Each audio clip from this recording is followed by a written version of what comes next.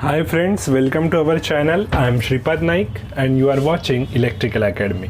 तो देखो हम जो सीरीज अभी पढ़ रहे हैं वो है role of electrical engineer in distribution power utility का पार्ट 3। तो पार्ट 3 में आपको यही डायग्राम दिख रहा होगा जो पार्ट 2 में दिख रहा था। तो कुछ चीज़ें बतानी मेरी बाकी रह गई थी, वो भी इम्पॉर्टेंट है, वो मैं अभी इस एपिसोड में डिस्कस करूँगा।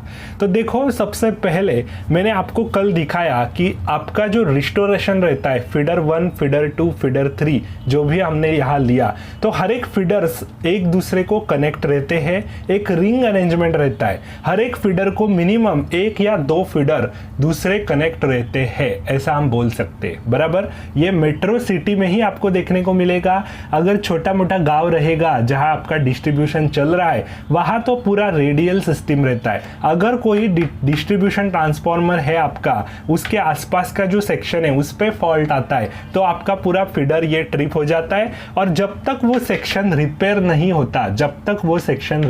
होता, तब तक आपका ये जो फॉल्ट है वो रहता ही है। तो फिर आप दूसरे वाले फीडर पे रिस्टोर नहीं कर सकते सप्लाई। तो ऐसा जो सिस्टम रहता है उसको हम रेडियल सिस्टम बोलते हैं। आपने पढ़ाई है, ये सब कुछ आपने पढ़ा है, आपको सिर्फ प्रैक्टिकली मैं इधर आपको एक्सप्लेन कर रहा हूँ। बराबर, तो अभी देखो ये रिंग सिस्टम जो है ये आपको सिर्फ मेट्रो सिटी में देखने को मिलेगा, जहाँ पे आपके बड़े बड़े टावर्स रहते हैं, बड़े बड़े इंपॉर्टेंट कंज्यूमर्स रहते हैं जिनको रिस्टोर करना हमारा प्राइम इंपॉर्टेंस बन जाता है। ठीक है, तो इसी एरिया में, ऐसे हाई क्लास एरिया में ही ऐसी सिस्टम आपको देखने को मिलेगी। तो ये जो आपके प्राइवेट प्लेयर्स रहते हैं, प्राइवेट कंपनीज रहती है जो मेट्रो सिटीज में अपना डिस्ट्रीब्यूशन चलाती है, उनके अंडर ये सब सिस्टम ऐसा चलता है। ठीक है, तो आपको ये अच्छे से आइडिया आ गया होगा। लेकिन ये सब एडवांस सिस्टम है, ऐसा सिस्टम चला के हम इमीडिएटली सप्लाई रिस्टोर कर सकते। अभी देखो मैंने आपको कल कहा कि अगर इस सेक्शन पे फॉल्ट होगा तो ये जो एक केबल है मेरी, ये केबल मेरी PILC केबल हो सकती है, XLP हो सकती है, उसके बारे में हम बात करने ही वाले हैं अगले वाले एपिसोड में। तो ये अंडरग्राउंड केबल है, इस पे फॉल्ट आता ही रहता है क्योंकि आपका कहाँ पे इंसुलेशन ब्रेक हो गया, किसी इंसुलेशन का लेयर रहता है अंडरग्राउंड में, तो इंसुलेशन ब्रेक हो गया, नहीं तो फिर ओवरलोड की वजह से फॉल्ट आया, या तो फिर आपकी केबल डैमेज हो गई। अगर आपने यहाँ कुछ केबल ले करके रखी है, मान लो ये एक आपका एरिया है, अभी ये मेरा फीडर 1 है, ये फीडर 2 है, तो यहाँ कैसा रहता है, फीडर 1 मान लो मेरा कोई कॉलोनी है, एक मेरा कॉलोनी है विजय कॉलोनी, और फीडर 2 मेरा जा रहा है विवेक कॉलोनी में। तो विजय कॉलोनी और विवेक कॉलोनी आपस में एक दूसरे को कनेक्टेड है, ऐसा हम बोल सकते हैं, मतलब नज़दीक है। तो ये दोनों फीडर का कनेक्शन किया जाता है अंडरग्राउंड केबल डाल के, कि इसकी जो आपका रिस्टोरेशन है वो इस कॉलोनी के फीडर पे हो सके और इस कॉलोनी के फीडर का रिस्टोरेशन दूसरे वाले कॉलोनी के फीडर पे हो सके, ऐसा अरेंजमेंट किया जाता है। ठीक है, तो अभी देखो ये आपकी सारी कॉलोनियों को अलग अलग मान लो फीडर गए हैं और सब कॉलोनी मिलके आपका एक नगर बनता है। तो उस नगर के लिए ये मेरा पावर ट्रांसफार्मर है जो पावर ट्रांसफार्मर काम कर रहा है। तो इस पावर ट्रांसफार्मर में कुछ बिगाड़ हुआ तो सारी कॉलोनियाँ मेरी जो भी है वो तो सो जाएगी, सारी कॉलोनियों में इलेक्ट्रिसिटी का बत्ती गुल हो जाएगा। बराबर, तो इस ट्रांसफार्मर को रिस्टोर करना है हमें दूसरे वाले ट्रांसफार्मर पे। तो दूसरा वाला जो बस रहता है, अभी ये देखो इसका बस कौन सा है, 11 kV का ये वाला बस है। तो ये जो 11 kV का बस है, इसके बीच में एक ब्रेकर बिठाया दिया जाता है जिसको हम बोलते हैं बस कपलर, मतलब 2 बस को कपल करने वाला ये बस कपलर रहता है। तो ये ये क्या बोलते हैं, बस कपलर। तो अभी देखो इस ट्रांसफार्मर पे मेरा फॉल्ट आ गया मान लो, या फिर इस ट्रांसफार्मर को आने वाली जो 33 kV केबल है, ये जो आपको दिख रहा है ना ये वाला पार्ट, ये इतना तो नहीं है, ये बहुत बड़ा पार्ट रहता है। ये 15 से 20 किलोमीटर का एक केबल रहेगा जो आया रहेगा इस ट्रांसफार्मर को। मान लो आपका ये EHV स्टेशन है 220/33 का एक्स्ट्रा हाई वोल्टेज स्टेशन, यहाँ से मेरे कुछ फीडर आ रहे हैं 33 kV के, तो एक फीडर मेरा ये गया मान लो ए नगर में, और ये जो फीडर है दूसरा ये गया बी नगर में। तो ए नगर और बी नगर एक दूसरे के बहुत दूर है। यहाँ हम जो ड्रॉ कर रहे हैं ना, ये आपको दिख रहा है, ये मान लो 10 या 20 किलोमीटर दूर है एक दूसरे से। तो ये नगर को ये ट्रांसफॉर्मर, दूसरा वाला जो नगर है उसको दूसरा वाला पावर ट्रांसफॉर्मर गया है, ऐसा हम बोल सकते।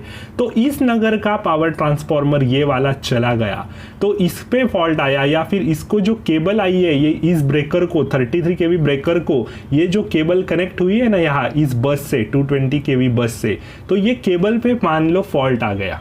33 केवी बस है ये, सॉरी 33 केवी बस से इस ब्रेकर को जो केबल कनेक्ट है उस पे फॉल्ट आ गया। 15-20 किलोमीटर की केबल है, फॉल्ट आने के चांसेस है, उस पे फॉल्ट आया तो ये ट्रांसफॉर्मर का सप्लाई चला जाएगा, इस पावर ट्रांसफॉर्मर का इसका सप्लाई चला जाएगा। तो नीचे के इस पे कनेक्टेड इस पावर ट्रांसफॉर्मर पे मेरे कितने फीडर्स है? 2 फीडर्स है। सिंप्लिसिटी के लिए मैंने इधर 2 फीडर्स यहाँ बिठाए हैं, लेकिन ऐसा नहीं रहता, 2 फीडर्स नहीं रहते, बहुत सारे फीडर्स एक बस को कनेक्ट रहते। 8 से 10 फीडर भी हो सकते हैं, 5 फीडर भी हो सकते।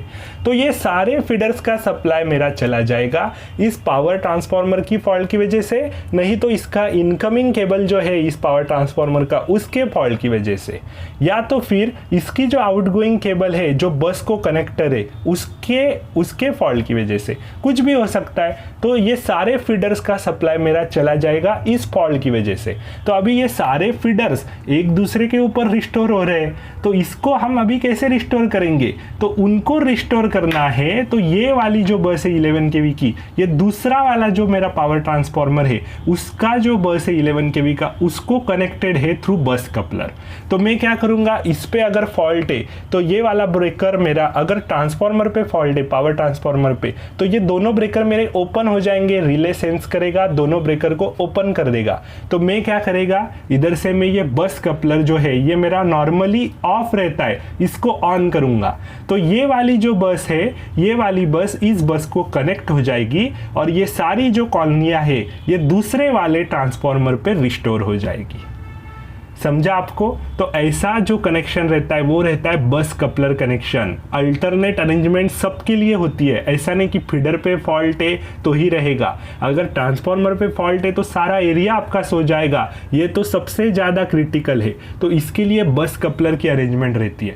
अभी यहाँ भी देखो, अगर ये पूरी बस मेरी इस बस पे बैठनी भी चाहिए, इस बस पे ऑलरेडी मेरा लोड है, उस पे मैं ये पूरी बस का लोड अभी ले रहा हूँ, तो क्या पूरा वो बैठेगा? डिपेंड करता है ये ट्रांसफॉर्मर मेरा कितना लोडेड है, कितना लोडेड है। फॉर एग्जांपल इस ट्रांसफॉर्मर की रेटिंग है मेरी 20 MVA और ये जो ट्रांसफॉर्मर था इसकी रेटिंग भी है 20 MVA मान लो, और ये जो लोडेड है ये 20 MVA का ट्रांसफॉर्मर अभी 15 MVA लोडेड है, और ये 20 MVA का जो ट्रांसफॉर्मर है ये फॉल्ट आने की पहले मान लो 10 MVA लोडेड था।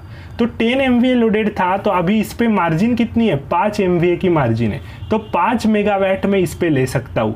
और बचा हुआ जो मेरा 5 मेगावाट है वो मुझे कहाँ रिस्टोर करना पड़ेगा? ये फीडर बंद करके दूसरे वाले फीडर जो इस बस को कनेक्ट नहीं रहेंगे, इस बस को जो फीडर कनेक्ट नहीं रहेंगे उस पे मुझे ये वाले कुछ फीडर्स बाहर निकालने पड़ेंगे, और ऐसा मुझे लोड फ्लो मेंटेन करना पड़ेगा। आपको समझ में आ गया होगा कि लोड फ्लो मुझे मेंटेन करना है तो मैं कैसा करूंगा? ये वाली बस डायरेक्टली इस बस पे बैठ रही है क्या? ये मेरा पहला क्वेश्चन है। अगर बैठ रही है तो ये बस कपलर में क्लोज कर दूंगा डायरेक्टली। अगर नहीं बैठ रही है तो कुछ फीडर में बंद करूंगा, ऐसे वाले फीडर में बंद करूंगा जो इस बस को कनेक्टेड नहीं है। अभी देखो ये वाला फीडर किस बस को कनेक्टेड है? इसी बस को कनेक्टेड है, ये वाला, तो इसको तो मैं बंद नहीं करूंगा। ये वाला फीडर इसको भी कनेक्टेड है और इसको भी, ये दूसरा वाला बस है इसको कनेक्टेड है, तो ये वाला फीडर मैं बंद कर दूंगा और बस कपलर को ऑन करूंगा। मतलब ये वाला फीडर अभी इस बस पे चला गया और ये वाला फीडर मैंने बंद किया है, तो मैं ये वाला जो स्विच है, ये वाला जो नॉर्मली ऑफ है, इसको ऑन करूंगा, तो इस वाले फीडर पे ये वाला फीडर रिस्टोर हो गया जो दूसरी वाली बस पे गया। ये दूसरी बस है। तो ऐसा मुझे अल्टरनेट लोड फ्लो मैनेज करना पड़ता है। तो ये जो काम रहता है ये सिस्टम कंट्रोल इंजीनियर रहते जो स्काडा में बैठे रहते। स्काडा, ये पूरा स्काडा का लॉजिक है। अभी ये जो मैंने भेजा आपको पहले वाले एपिसोड में, इसके पहले वाला जो एपिसोड था इसमें बताया ना कि आदमी को भेज के ये आइसोलेटर को ओपन या क्लोज किया जाता है फॉल्ट के अरेंजमेंट के हिसाब से। तो ये जो वाला जो सबस्टेशन बस है ये भी रिमोटली हम ऑपरेट कर सकते हैं, ऐसा भी बोल सकते। ये वाला बस है, ये वाला जो सबस्टेशन है उसमें FRTU पैनल्स बिठाए जाते। वो FRTU पैनल्स क्या करते हैं? फील्ड रिमोट FRTU पैनल का फुल फॉर्म अगर आपको जानना है तो इसका फुल फॉर्म जो रहता है वो रहता है फील्ड रिमोट टर्मिनल यूनिट। तो ये यूनिट इधर अगर मैंने बिठा दिया तो ये भी ऑटोमेट हो जाते ये सबस्टेशन। ये स्काडा में जो इंजीनियर बैठा है वो ऑपरेट कर सकता है। ये वाले आइसोलेटर्स जो रहते हैं वो स्काडा में जो इंजीनियर बैठता है वो ऑपरेट कर सकता है और फॉल्ट सबसे जल्दी रिस्टोर कर सकता है। तो मेट्रो सिटी में ऐसा ही रहता है, 5-5 मिनट का टारगेट रहता है। 5 मिनट में पूरा सप्लाई रिस्टोर हो जाना चाहिए। मतलब हमारे गाँव जैसा नहीं रहता कि गाँव में अगर आपकी बत्ती गुल हो गई तो 5-6 घंटे के बाद बत्ती आएगी जब वो फॉल्ट रिपेयर होगा, ऐसा नहीं है। इधर फॉल्ट है तो ये पूरा मेरा दूसरी जगह से रिस्टोर हो सकता है, वो भी रिमोटली। स्काडा में जो इंजीनियर बैठा है वो बैठ के ये सब देख रहा होता है उसके स्क्रीन पे और सब ऑपरेट करता है। तो इतना एडवांस सिस्टम मेट्रो सिटी में आपको डिस्ट्रीब्यूशन पावर यूटिलिटी में देखने को मिलेगा। तो आपको अभी अच्छे से समझ में आ गया होगा कि एग्जैक्टली मेरा कहने का इधर मीनिंग क्या है। और ये जो DT है ये DT को आइसोलेटर कनेक्ट नहीं रहता। देखो इधर मैंने ऐसा सिंबल दिखाया कि आइसोलेटर का नहीं, ये DT का ये मेरा ब्रेकर है। ये कैसा ब्रेकर है मेरा? यही मेरा ऐसा ही एक ब्रेकर है जो DT को कनेक्टेड है। अगर मेरे डिस्ट्रीब्यूशन ट्रांसफार्मर पे फॉल्ट आता है तो ये वाला ब्रेकर मेरा ओपन हो जाएगा, मतलब ट्रिप हो जाएगा। तो ये वाला ब्रेकर ट्रिप होगा तो बाकी का जो सबस्टेशन है दूसरा, ये इसका सप्लाई कंटिन्यू रहेगा क्योंकि इधर मैंने एक ब्रेकर बिठा दिया है, वो वाला ब्रेकर ट्रिप हो रहा है। तो इस डिस्ट्रीब्यूशन ट्रांसफार्मर में जो प्रॉब्लम है वो प्रॉब्लम अटेंड करने के लिए हम लोग इंजीनियर भेज देंगे और बाकी का फीडर चालू ही रहेगा। इसकी वजह से ये फीडर ट्रिप नहीं होगा क्योंकि इधर अलग से एक ब्रेकर डाला हुआ है जो मेट्रो सिटी में डालते हैं।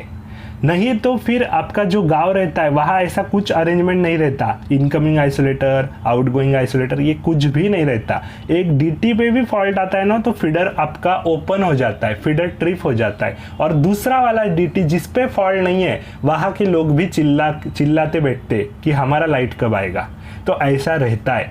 तो ये जो एडवांस सिस्टम है ये आपको मेट्रो सिटीज़ में देखने को मिलेगा। यहाँ इसका अलग ब्रेकर रहता है और अगर कोई सेक्शन का फॉल्ट है तो फिर तो आपको पता ही है दूसरे वाले फीडर पे मैं पूरा लोड ले सकता हूँ, ऐसा अरेंजमेंट रहता है। ठीक है, तो आपको अच्छे से अभी समझ में आ गया होगा मेरा एग्जैक्टली कहने का मीनिंग क्या है। ठीक है, तो मिलते हैं अगले वाले एपिसोड में। तब तक के लिए goodbye and thank you very much.